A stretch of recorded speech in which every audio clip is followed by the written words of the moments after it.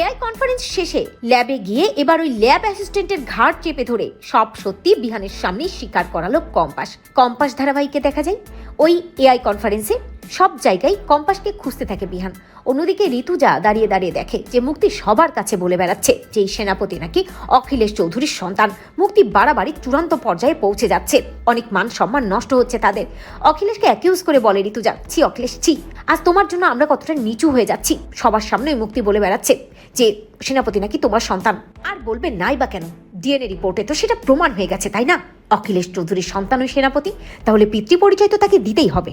আমারই ভুল হয়েছে এই কনফারেন্সে আসা, এই বলেই ঋতুজা ওখান থেকে রাগ করে বেরিয়ে যায়। ঋতুজা আর সহ্য করতে পারে না, যেটা খেয়াল করে দেখে কম্পাস ভাবতে থাকে মায়ের কি হলো। অন্যদিকে বিহানও রেগে ড্যাব করে তাকিয়ে থাকে ওই অখিলেশ চৌধুরীর দিকে। বিহানকে সামলানোর চেষ্টা করে কম্পাস বিহানকে বলে, বিহান স্যার আপনি এখানে কোনো সিন ক্রিয়েট করবেন না, অখিলেশ স্যারকে কিচ্ছু বলবেন না, আপনি চুপ থাকুন। আমি আপনাকে বলেছিলাম না আমি আপনার সামনে সবটা প্রমাণ করে দেবো, শুধু এই কনফারেন্সটা শেষ হতে দিন। মায়ের দুঃখ আমি একেবারেই সহ্য করবো না, মায়ের এই অসম্মানের জবাব আমি দেবো। ওই মুক্তিবাসী বাড়াবাড়ি করছে আর তার জবাব আমি দেবো। আজই এই কনফারেন্স শেষে আমরা ল্যাবে যাব, আপনিও আমার সাথে যাবেন। বিহান কম্পাসকে বলে, কি হবে ল্যাবে গিয়ে? সে তো এটাই প্রমাণিত হবে যে ওই সেনাপতি অখিলেশ চৌধুরীর সন্তান। আমার ভাই চলে যাব, এই দেশ ছেড়ে বহু দূরে চলে যাব, তবুও অখিলেশ চৌধুরীর মুখ আমি দেখবো না। এই বলে বিহান রাগ করে বেরিয়ে পড়ে ওই এআই কনফারেন্স থেকে। অন্যদিকে কম্পাসও বেরিয়ে পড়ে, কারণ কনফারেন্স শেষ হয়ে যায়। তবে কম্পাস বিহানকে নিয়ে সোজা ওই ল্যাবে চলে যায়। বিহান যেতে না চাইলেও কম্পাস জোর করে বিহানকে নিয়ে যায় এবং বিহানকে বলে, বিহান স্যার আপনি শুধু আমার সাথে থাকুন, বাকিটা আমি দেখে নিচ্ছি।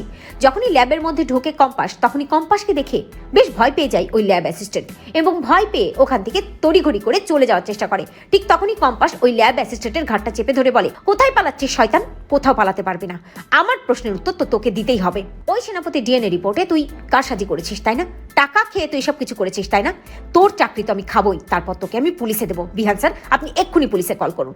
যখনই বিহান কম্পাসের কথা মতো পুলিশকে ফোন করতে যাবে, ঠিক তখনই ভয় পেয়ে যায় ওই ল্যাব অ্যাসিস্ট্যান্ট এবং হাত জোর করে বলে, প্লিজ স্যার প্লিজ পুলিশকে ফোন করবেন না, আসলে আমি মুক্তি ম্যাডামের থেকে টাকা নিয়ে ওই রিপোর্টটা বদলে দিয়েছি, মুক্তি ম্যাডামই আমাকে বলেছে এই সব কিছু করতে, আমাকে ক্ষমা করে দিন স্যার, আমাকে ক্ষমা করে দিন। কম্পাস ওই ল্যাব অ্যাসিস্ট্যান্টকে বলে, তার মানে আসল রিপোর্টে অখিলেশ স্যারের সাথে সেনাপতি ডিএনএ ম্যাচ করেনি তাই তো? ওই ল্যাব অ্যাসিস্ট্যান্ট কম্পাসকে বলে, হ্যাঁ ম্যাচ করেনি, সেনাপতি তো অখিলেশ স্যারের ছেলেই নয়, ওই সবটাই তো নকল রিপোর্ট, আর যেটা মুক্তি ম্যাডাম আমাকে দিয়ে বানিয়েছে।